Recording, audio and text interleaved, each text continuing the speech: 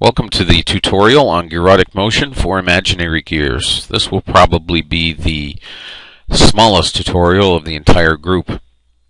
Imaginary gears are completely useless. Absolutely as useless as a cat.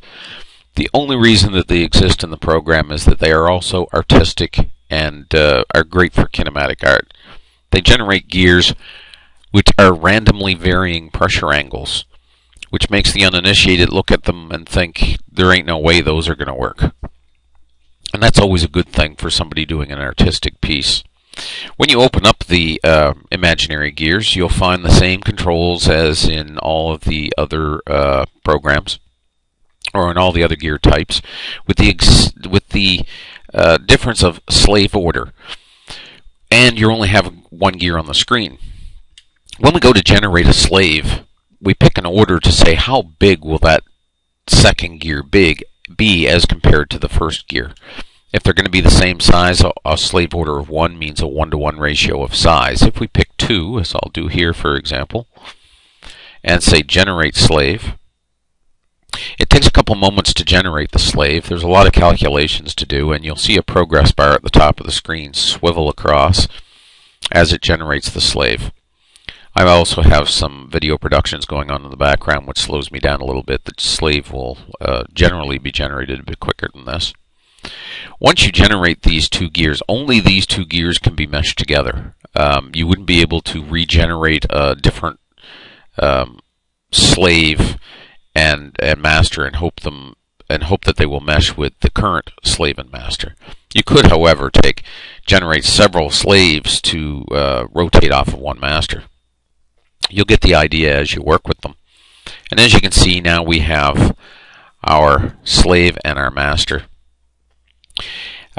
You have to be very careful and watch your gears go around, because it is possible to generate imaginary gears which will not rotate together. There's too wide of pressure variance between two teeth. They may miss each other. I would say 80% of the time when you generate them, they're going to be fine. And in this case, if you just watch them rotate through a cycle, use some intuition, you'll be able to tell whether everything's fine. And it looks like these gears are going to mesh great. I don't think that you'd have much of a problem rotating them, although the tooth that just went by, it may have some trouble. So again, look at them very carefully just to make sure that they are what you're looking for. You can't spoke them or decorate them. My thought is that since they're an artistic gear, I suspect anybody who wishes to use them probably has some idea of how they want to decorate the center, whether they want to chop them all the way out and just leave a single spoke, or if they want to engrave various drawings into the center of them so that they line up at a particular spot.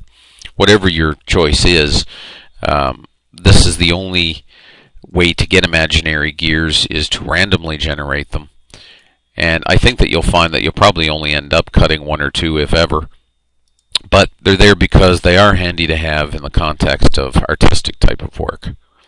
Let's just add the slave, and we'll see how things look on the screen, since this is a very short video. And in fact, let me show you that you could take more masters. As long as we don't regenerate the master, it is possible to put more gears and roll them around to the point that we have a bit of an artistic looking thing going on. There we go. And let's turn on our simulation.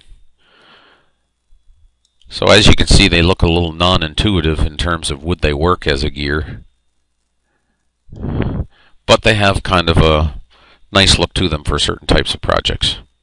Well, I hope you enjoy playing with them. And that's it for the imaginary gears.